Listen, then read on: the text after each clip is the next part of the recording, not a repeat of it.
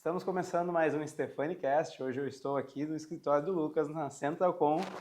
E aí, Lucas, como é que estão as coisas? Tudo jóia? Tudo jóia, graças a Deus. Um ano excelente de muito trabalho, muito Com serviço, certeza. muita coisa para resolver, faz parte do nosso papel de contabilidade aí, resolvedores de problemas, né, na verdade. A gente está começando então mais uma entrevista. Muitas vezes o pessoal ali no Instagram estava perguntando muito na caixinha quem é que é o meu contador, quando é que tu vai fazer uma live com ele, quando é que tu vai realmente contar um pouco mais sobre o trabalho que vocês fazem em conjunto. E eu digo, a minha vida da empresa não funcionaria se não tivesse o Lucas lá para dar todo esse suporte. O Lucas, além da parte contábil, também estudante de Direito, então é um cara que... Tu já está formado? Já, formado 2017. 2017. Aham. Então é bem informado. Eu que estou desinformado na situação. Não, Então é Direito e mais contabilidade. Então dá um suporte assim completo. Quero que tu conte um pouquinho. Quantos anos tu já está nessa empreitada de dar suporte para empresas e tudo? Comecei desde novo, desde os meus 15 para os 16 ali, já vou fazer, estou com 34, vou fazer 35, então aí 19 anos de caminhada, mesmo antes de ser formado, né? Sim. Eu já fazia parte de um escritório lá em Cachoeiro do Sul. E foi muito uma época de muito aprendizado. Sim. Muito essencial para minha formação, ter feito parte dessa equipe lá. Mas quantos anos vocês já têm um escritório aqui? Porque eu sei que já vem familiar, né? Mais ou menos quanto tempo vocês já estão com este aqui? Em Santa Cruz do Sul, aproximadamente, uns 10 anos. Tá? De empresa, né? Claro, quando eu fazia parte desse escritório lá em Cachoeiro do Sul, que foi mais ou menos os meus 15, os 25, era um escritório que nos permitia ter os nossos clientes e clientes em conjunto com o escritório. Legal. Então, quando a gente migrou, eu falo a gente, eu e a minha sócia, que é a minha mãe, ela já conhece, a Rosemary, a gente já tinha uma carteira inicial de clientes, né, que eu adquiri ao longo desses 10 anos. Então, a gente teve esse pontapé inicial, né? E a Rosemary, minha mãe, como tu sabe ali, ela é diretora do RH, né, e eu do fiscal e contábil. A mãe foi gerente de uma loja por 20 anos lá e ela fazia essa seleção, contratação, demissão, avaliação. Então, ela tem muita experiência nessa área e eu muita experiência na fiscal. E contábil. Então, foi assim que surgiu Centralcom. Surgiu toda a Centralcom. Unimos as nossas forças, tudo deu bem certo, digamos assim. Ela tinha experiência na área que eu não tinha e eu na área que ela também precisava para complementar, para a gente dar esse pontapé inicial, que hoje, graças a Deus, aí, a gente é referência aí na região de muita qualidade. Como eu digo, a gente não quer ser o maior escritório contábil, 70, 80, 90 funcionários. Não é o nosso objetivo. A gente quer crescer um pouco mais, mas manter um serviço diferenciado, uma certa qualidade. Ou seja, que nem eu brinco, a gente tem uma tropa de elite aqui, né? Onde a nossa grupo não é extremamente grande em quantidade, mas o pessoal é uma elite. Entendi. Nossos colaboradores. Então tu foi, eu me identifico muito contigo porque a gente vai aprendendo no decorrer do processo, né? Sobre o processo em si de execução, a gente já domina, já tem um domínio muito maior quando começa. Mas eu digo, a vida de empresário, de equilibrar também ser empresário, também é um desafio que a gente tem constante e todos os anos a gente busca coisas a melhorar, né? Exatamente, essa é uma área que, qualquer área, aonde tu parte para empreender, seja contábil, seja a área da advocacia, seja uma área comercial, seja uma área, seja terceiro setor, todos os setores, indústria, comércio ou prestação de serviço, é onde tu parte para empreender, tu já tem que ter uma mentalidade diferente. Uma gestão emocional, até não vou dizer solidificada, mas tu tem que estar disponível para aprender a cada necessidade, a cada sufoco, a cada pressão, a cada aprendizado que a vida, ao decorrer da tua carreira, te coloca. Então, tu tem que estar preparado para isso e preparado para fazer uma neuroplastia. Eu gosto muito dessa palavra, uma neuroplastia no teu cérebro para se adaptar a certas situações que no início te deixam muito mal, te deixam noites sem dormir. E aí, a cada vez que surge um problema parecido, te dá aquela coisa dentro do teu corpo, meu Deus, vai acontecer isso comigo. E aí tu tem que começar a, de propósito, reagir diferente para ao longo do tempo aquilo ser natural, Uhum. que é a chamada eu gosto dessa linguagem também. A neuroplastia, a gente vê muito que é a questão da lei da atração, né? Sim, Porque também. a neuroplastia é os sinais que tu tem dentro do teu cérebro, que é como é formado, e justamente essa busca por tu trazer uma percepção mais positiva, também tu vai conseguir viver mais leve, porque a gente acaba atraindo tudo que acontece conosco. Eu tenho estudado cada vez mais essa parte, e é impressionante o quanto todos nós vivemos o que nós cocriamos, ou seja, se tu pensa demais numa coisa negativa, a tendência é que ela realmente aconteça. Mas, ao mesmo tempo, esse é assunto para outra conversa. Agora eu vou entrar mais para saber um pouco do Lucas. Tu falou sobre treinamento, eu sei o quanto, por exemplo, a gente falou sobre 2 faculdades que tu fez, eu quero saber um pouquinho sobre a tua formação, por exemplo, como que foi para ti esse processo de formação? Me conta um pouco mais. Então, desde novo, né? Já comecei na área mesmo antes de formar. Depois eu comecei a fazer o curso de contabilidade. Logo na sequência, já fiz o curso de Direito. Também, quando eu estava cursando Direito, eu fiz um curso de especialização de formação de tributarista, ministrado pelo Instituto Brasileiro de Planejamento Tributário. Ou seja, eu sou tributarista júnior, intitulado pelo Instituto Brasileiro de Planejamento Tributário, através de um curso que eu fiz de formação de tributarista júnior. Fiz 2 ou 3 simpósios de Direito Internacional na PUC e vários outros cursos de especialização, que eu nem lembro o título, e estou terminando a minha pós-graduação em Gestão e Legislação Tributária. Legal. 19 anos de caminhada, 19 anos de experiência. Ou seja, juntando esse combo, a gente nunca deve dizer que sabe tudo. Eu costumo dizer, eu sei muito, mas eu não sei tudo. Sim. Né? Que a gente acaba adquirindo não só uma experiência técnica, mas uma experiência da caminhada, de situações que a gente vive para resolver, para montar uma estratégia, enfim, mesmo eu seja, entre aspas, novo, já não tão novo, com 34 para 35, já vi muita coisa. Mas talvez, com rosto de 25, né? Exato, não, isso aí tem que manter um pouco, né, Tchê? Sim. Isso aí a esposa tá ajudando agora. Tá ajudando, Tá ajudando agora. Isso aí, depois a gente vai perguntar sobre isso. É casado, então? Casado, está aqui, ó. Viu só? 2 anos e pouco. 2 anos e pouco. Quantos anos juntos? Uns 7 para mais já. 7 para mais. 7 para mais já. Contando desde a época de se conhecer. 7 para mais, tô te complicando aqui no ao vivo, né? Não, mas eu tô... Tá dentro? É isso aí. Tá na margem de erro? Tô dentro, tranquilo, né? No número. No número. O que eu ia te falar? Tu falou sobre a questão de todos os cursos, são 19 anos de profissão e todos os cursos especializantes e tudo. Mas, ao mesmo tempo, tu falou sobre a questão mental, o quanto que tu busca também. Tu fez algum curso de mentalidade, desenvolvimento humano, autoconhecimento?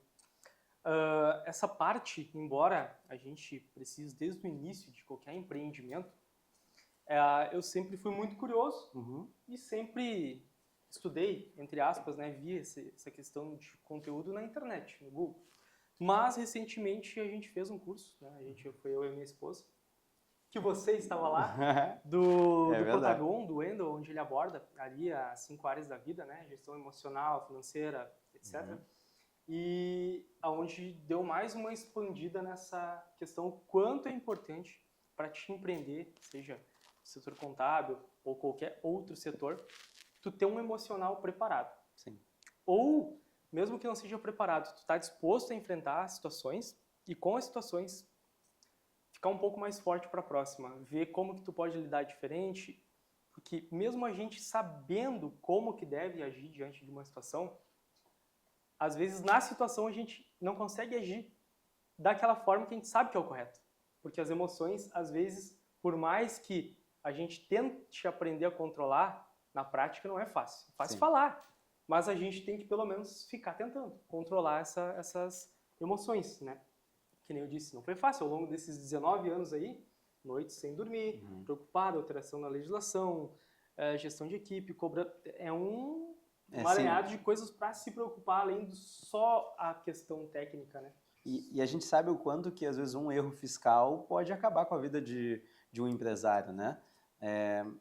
Se realmente a pessoa cai numa malha fina e realmente é feita uma investigação detalhada, isso aí pode sempre ser uma ruína de uma empresa. Ela pode estar indo bem a vida inteira, cai numa malha fina, tudo muda. Exatamente. Ou seja, por isso que as empresas hoje dentro do Brasil e fora do Brasil, mas a gente está falando aqui hoje nacionalmente, né?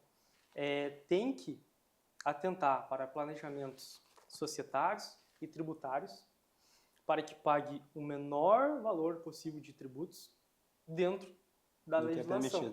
Porque tem muito planejamento, tem muita coisa dentro do certo que pode diminuir os seus tributos aí absurdamente mesmo. Porque se nem tu disse ali, se a empresa, né, não ouve o contador, não ouve o tributarista, né, e faz algumas coisas, tenta esconder da contabilidade, do fisco, enfim, e dá um problema, esse problema que era X, ele vai virar 5X, 10X. Às vezes um valor sonegado de 1 milhão pode gerar 4 milhões, 5 milhões a pagar. De endividamento. E aí pode ser que a empresa não consiga se recuperar mais. Então, melhor do que remediar é tu prevenir essas situações contábeis. E não dá para brincar. Não dá para brincar porque hoje o Brasil, ele é o país no mundo, é um dos países do mundo mais sofisticado na metodologia de fiscalização. Com a fiscalização digital que o Brasil tem, SPED contábil, ECF, SPED contribuições, ou seja, essa tecnologia aonde a gente sabe até ali que existe até uma inteligência artificial por trás dessa fiscalização, robotizada da Receita. Não dá para brincar, tem que estar...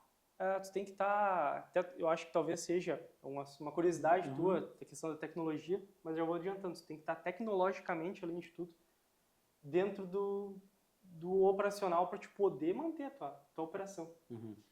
Essa parte, a gente muitas vezes se falou que a Receita estava atrasada nas suas análises. Vamos e venhamos, gente. Se o mundo tem inteligência artificial, se tem tudo digital hoje, eles não estão atrasados em nada. As pessoas que não estão fazendo correto, estão sonegando, eles sabem. Talvez eles não estão cobrando agora, talvez eles estão deixando lá para o 5º ano antes de caducar para vir. Então a gente sabe que tem uma situação que é um risco. A pessoa que não está fazendo 100% correto, ele está tantos por cento no risco. Significa que tu que decide quanto que tu quer entrar no risco, mas é um risco que às vezes pode custar muito caro. Então, como o Lucas falou, tem várias formas de tu estar dentro do correto e fazer e pagar a menor quantidade possível, mas estando dentro do certo, né? Até complementando isso que tu falou, Alan, é uma opinião minha, tá? Eu não vou dizer que a Receita Federal faz de propósito deixar 5 anos para depois cobrar. Eu não vou falar isso, nem posso falar isso, mas é um chute meu. É uma afirmação minha que isso acaba sendo benéfico para a Receita Federal. Quanto mais tempo passa para ela fiscalizar, mais vai incidir multa e juros em cima daqueles valores. Então, valores fiscalizados há 5 anos atrás são muito mais lucrativo para a Receita do que fiscalizar 6 meses atrás, 20 dias atrás. Então, muita coisa que envolve essa... E como a demanda ela é grande, às vezes realmente estratégico. Sim. Uma empresa funciona assim e o governo nada mais é do que uma empresa também, que tem que ser gerida. E a gestão tem as suas estratégias, faz parte do empresário cuidar para não ter uma bomba dessa nas costas. Então, a gente tem que assumir essa questão de responsabilidade quando a gente decide empreender e ter realmente esse processo de consultoria faz toda a diferença. Agora eu vou para uma pergunta meio mais complexa, então. Qual foi o desafio mais complexo que você enfrentou na sua carreira até agora e como superou? Tecnicamente falando, foi quando lá, aos meados de... Eu não vou lembrar certamente, tá?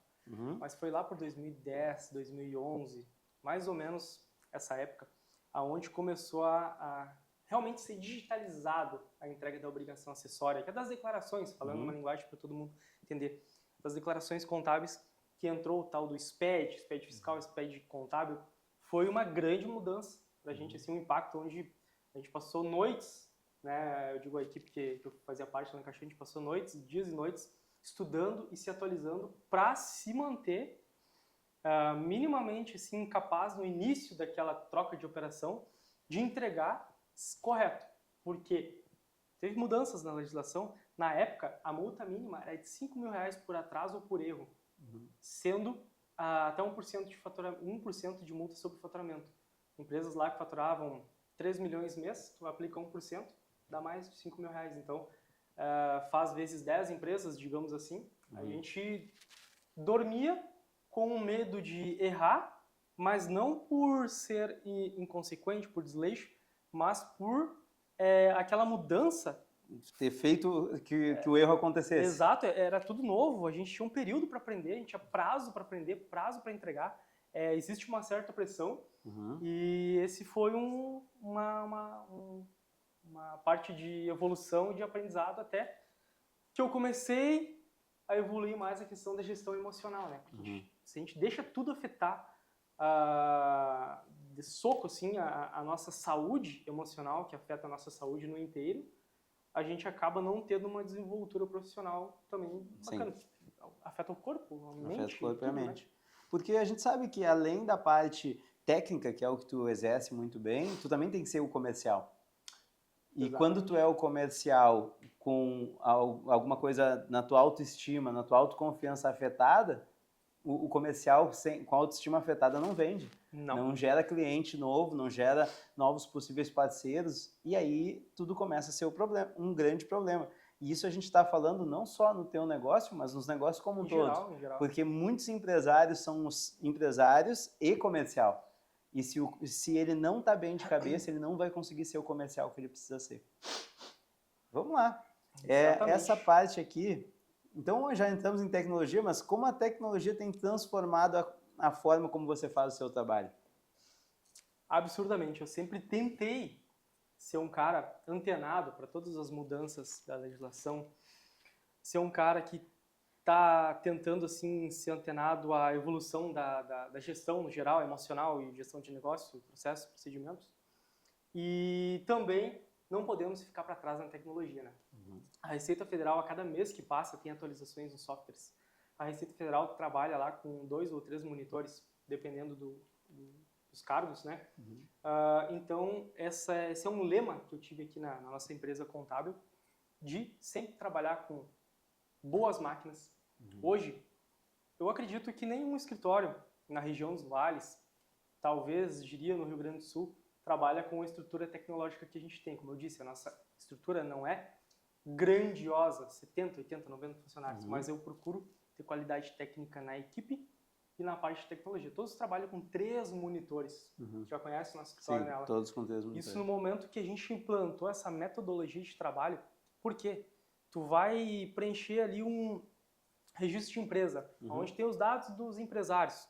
Aí tem a CNH, tem os dados, tu não precisa estar minimizando a tela.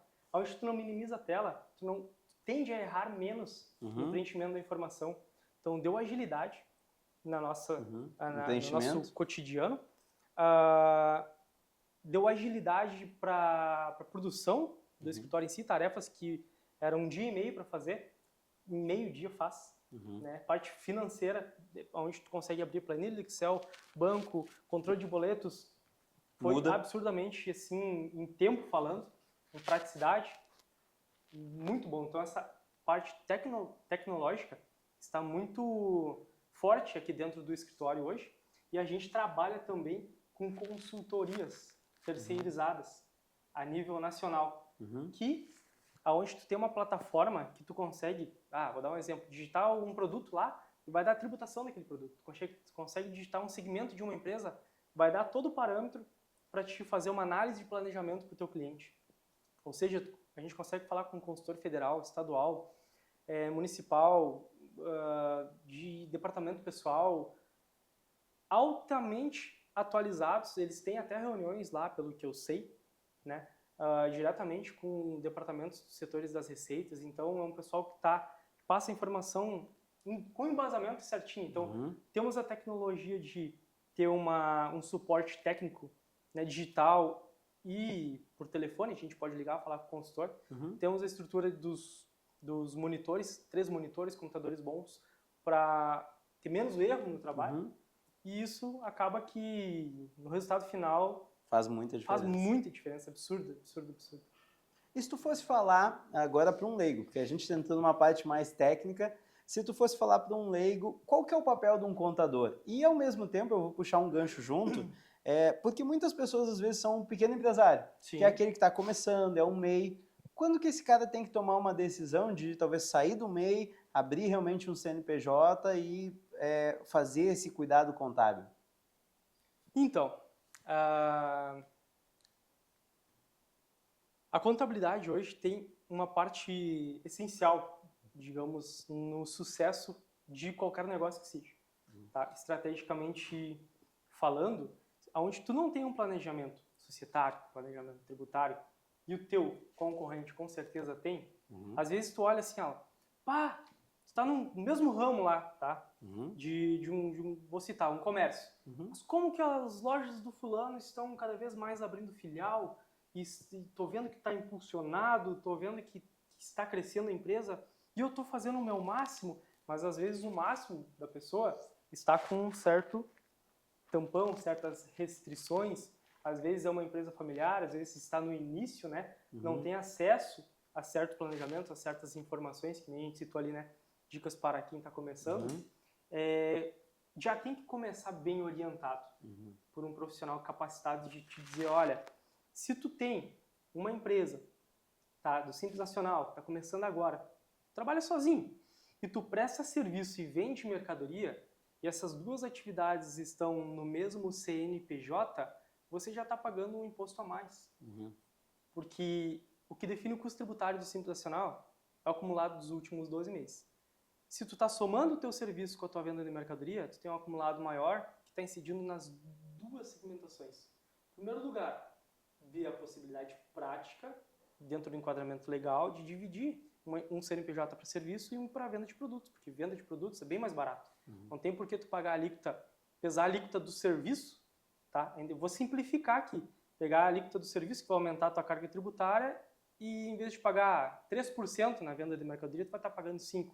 Um exemplo, tá? Então, segmento é um exemplo que muitas pessoas que estão começando não recebem essa orientação. Entende? Essa é só a pontinha do iceberg, é só um detalhe, só para você conseguir ter uma cognição de, é verdade, e um percentual pequeno, mas faz vezes 12 meses, vezes 5, 60 meses, 5 anos, aplica esse dinheiro em juro composto para te ver quanto de dinheiro você perdeu mesmo iniciando. Imagina para quem já tem uma empresa consolidada, muito dinheiro. Fora a questão de recurso, né, Lucas? Porque a partir do momento que tu tem um imposto de renda mesmo, tu faz um imposto de renda, tu faz uma declaração, com esse cuidado tu consegue tirar financiamento, tu consegue ir atrás de crédito. Porque hoje o MEI ele acaba não te dando grandes benefícios porque o banco acaba não entendendo, ele tem indiferente se tu colocar o valor máximo do MEI, ele vai contabilizar com 2.000, 2.000 e pouco. Exatamente. Então, ele não coloca a renda real. Diferente se tu fizer via empresa. Empresa, tu consegue fazer, inclusive, um planejamento financeiro, porque a gente sabe, muitas vezes, as pessoas têm várias fontes de renda, ela com aquelas várias fontes, ela consegue, dentro desse imposto de renda, fazer de maneira organizada, para que ela consiga esse crédito que pode alavancar o negócio dela. Claro, com certeza. E até complementando a segunda parte da tua pergunta ali, qual é a hora que eu tenho que deixar de ser MEI para ser uma empresa normal? Normal que eu digo assim, fora do microempreendedor individual, Simples Nacional, presumido ou real, né? Tem que analisar diversos fatores. Se tu tá crescendo e por acaso tu vai ter alguma atividade que seja vedada para o MEI, né? Tem que prestar bastante atenção nisso, porque tem muita gente enquadrando incorretamente essas questões aí, que tem um MEI, mas de fato exerce uma atividade que não é do MEI. Isso pode dar problema, pode trazer multas. Vou fazer um parênteses. Claro. Essa questão da pessoa escolher, ela está fazendo via MEI, mas daqui a pouco ela nem pode fazer via MEI. Exato. O que pode acarretar? Um desenquadramento, talvez retroativo, dependendo do caso, e o pagamento dos tributos como Simples Nacional normal e não como MEI, retroativo, com multa e juros. Né? Isso dá um valor absurdo. E a Receita geralmente dá um prazo para esclarecimento, geralmente de 90 dias. Né? Se tu, por acaso, geralmente tu é MEI, tu não tem um contador, tu não fica de olho no ECAC, nas mensagens. Tem uma mensagem lá dentro do ECAC, passa esse prazo de autorregularização e após passar esse prazo de autorregularização, tu vai ser visto pela Receita como omissão. E como omissão não é só multa e juro. Existe um percentual que pode chegar até 240% de punibilidade em cima do valor original mais multa e juro, que dá um valor absurdo. Então tem que ter cuidado. Vale mais a pena planejar, fazer tudo dentro do certo. Às vezes vai dar um pouco mais, mas não dá esse rombo aí que pode dar quando pega os últimos 5 anos. Aí vira uma bola de neve nela. Mas tá sólido, né? Tu tem um negócio sólido. Exato. E cuidar a questão dos faturamentos, né, pessoal?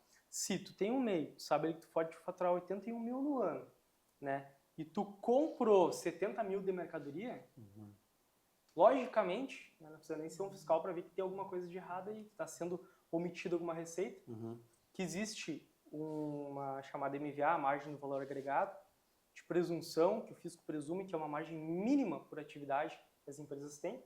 Por exemplo, se tu é do segmento de comércio, tá? Comércio X, o mínimo que o fisco presume que tu vai ter de lucratividade no ano é 20%.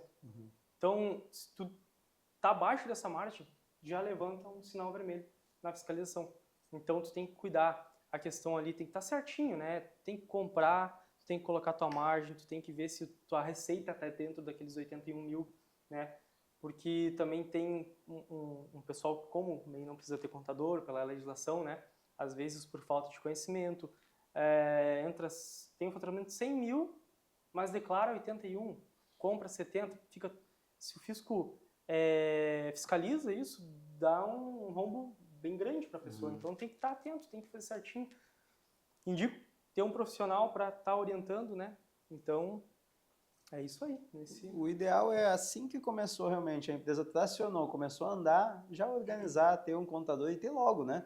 Isso a gente está falando muito para quem realmente está, digamos, trabalhando de dia para pagar as contas de noite na empresa, ou seja, recém começou mesmo. Exato. Mas se tem condições, se tu está abrindo uma empresa com caixa, já tem que estar no caixa o contador, daí o ideal é, inclusive, antes da empresa estar operando. Porque daí tu faz um planejamento organizado, né?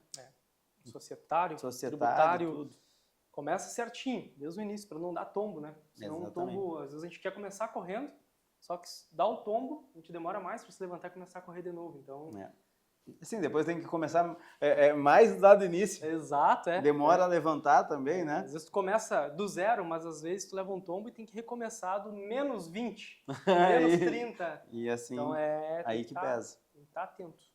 E qual que é a parte do teu trabalho que tu mais gosta? Hoje eu aprendi a gostar, tá, ao longo desses anos, da gestão estratégica, da questão dos processos e procedimentos, e vinculando a isso a gestão emocional. Porque assim, hoje em dia, estrategicamente, tu tem que saber gerir a tua empresa, não só tecnicamente, não só fazer aquilo que tem que fazer. Vou tentar explicar melhor. Ter uma estratégia emocional, tu ter uma estratégia de processos e procedimentos, e um processo que eu costumo dizer de ganha-ganha, junto com a tua equipe. Tu não consegue crescer esmagando os teus colaboradores e visando só cada vez aumentar mais o lucro. Tu tem que repartir o bolo.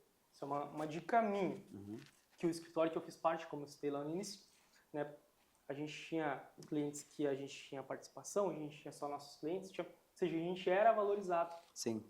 E isso fazia com que a gente agisse como se o escritório fosse nosso. O tempo inteiro. A gente agindo como se o escritório fosse nosso, o escritório alavancou cada vez mais. Então essa é a cultura que a gente implantou aqui. Hoje, a nossa equipe, né, tem situações diferenciadas, onde existe também esse modelo de participações de algumas empresas.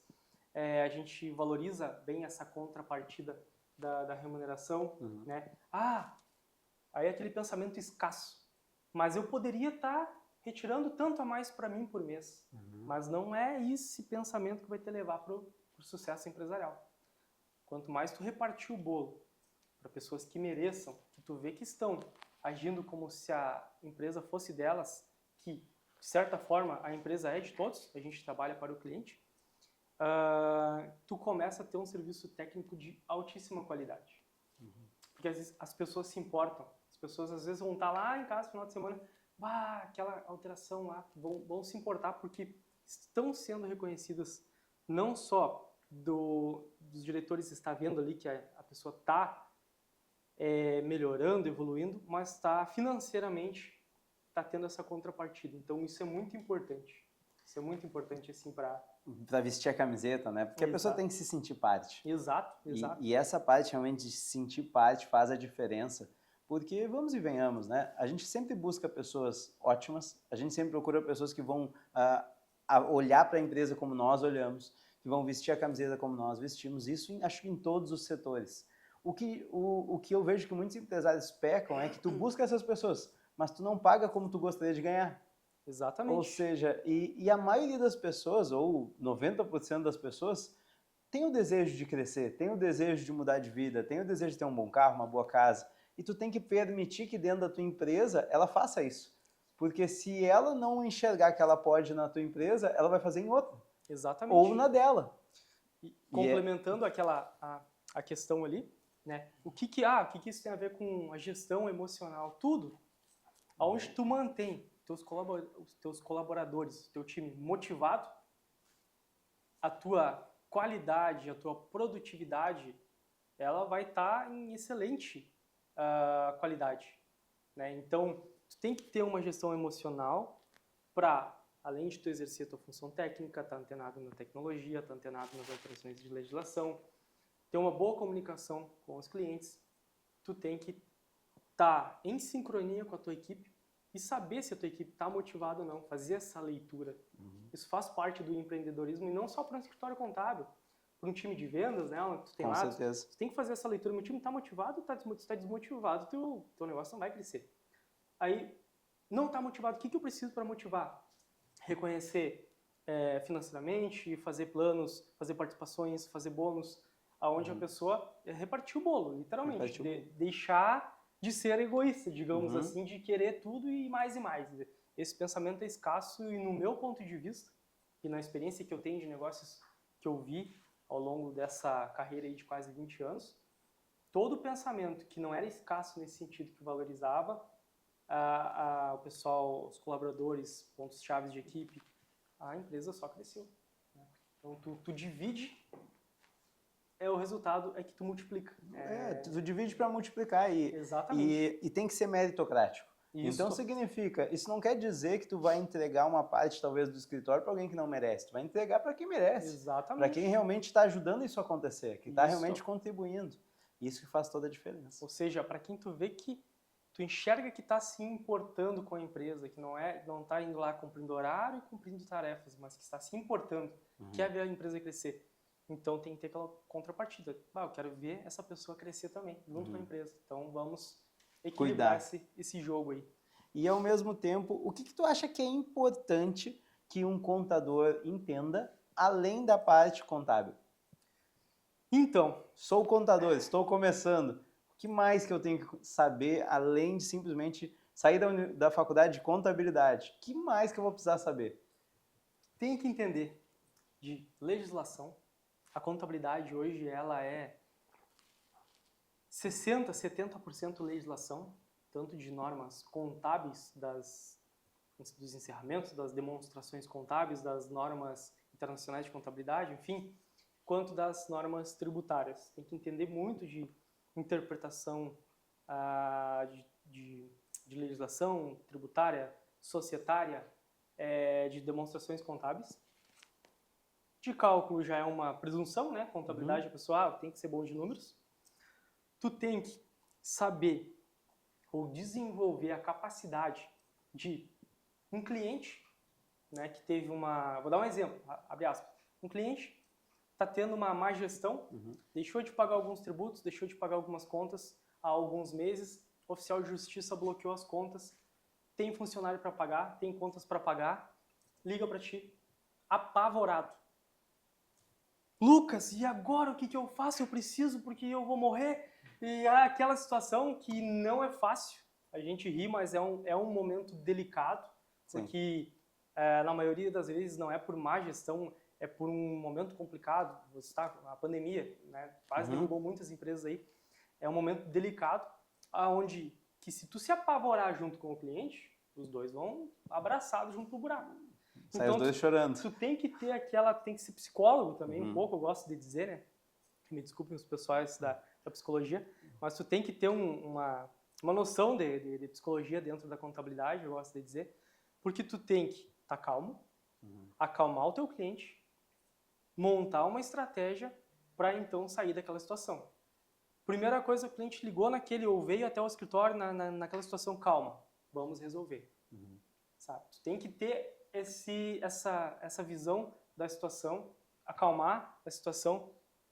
Peraí, vamos ver o que dá para fazer. Ou seja, é um combo de legislação, tu ser bom em conta, tu ser bom em dar esse suporte para os clientes que precisam muitas vezes. Tem um exemplo, mas existem vários exemplos que tu é o braço direito do cliente nessa questão, e essa questão da contabilidade é uma área muito grande da vida dos empresários, que impactam em tudo.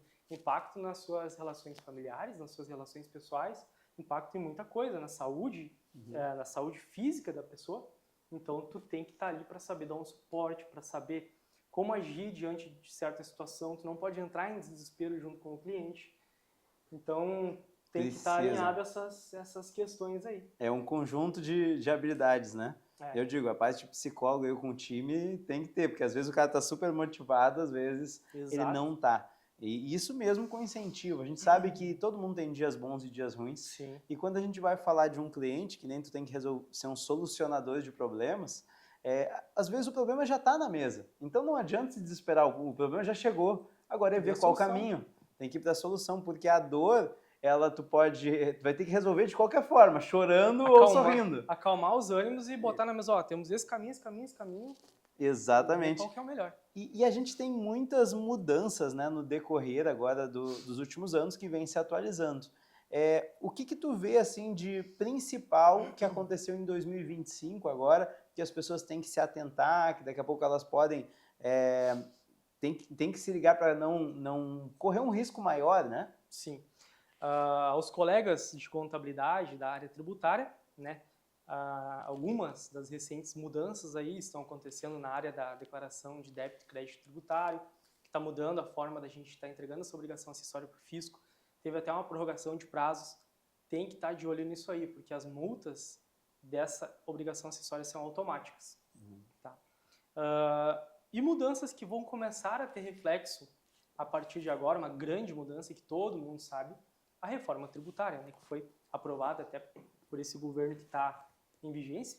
Isso vai ter um impacto muito grande em todas as empresas, mas principalmente para as empresas do Simples Nacional, que em uma pré-análise, uma pré-conclusão minha, né, a gente está em estudo ainda em muita coisa, agora que saiu legislação complementar falando dos assuntos mais específicos, as empresas do Simples vão ser, de certa forma, um pouco escanteadas, porque empresas maiores que tributam pelo lucro real não vão querer comprar de empresas menores, porque na nova legislação tributária elas vão dar menos crédito para as empresas.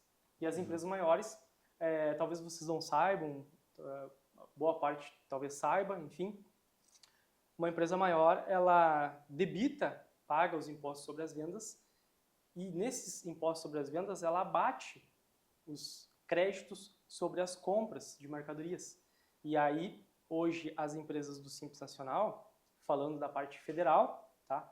Ela abate a alíquota cheia, por exemplo, de PIS e COFINS. Com a reforma tributária, o que eles vão fazer só vai poder acreditar na empresa maior o que a empresa menor de fato pagou.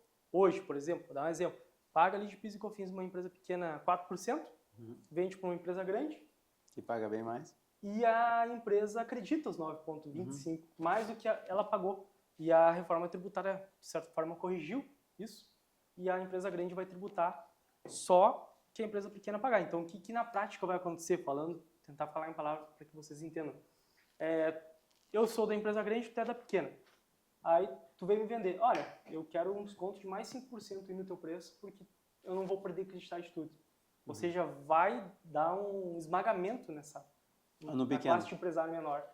E não sei o que vai acontecer quando começar a rodar a vigência dessa legislação. Então, isso é um grande impacto. Isso é um ponto. Além de que, na minha opinião, essa reforma tributária vai trazer uma carga tributária para quase todos os setores. O imposto vai ficar muito caro, muito mais caro do que é hoje. Meu ponto de vista, minha opinião. Show de bola. Então, Lucas, eu quero ao mesmo tempo te agradecer por toda essa nossa conversa. Eu que agradeço. Eu quero dizer que foi um prazer imenso estar aqui contigo. Você é um grande parceiro, um grande amigo. E qual o conselho que tu daria final assim para quem está começando 2025?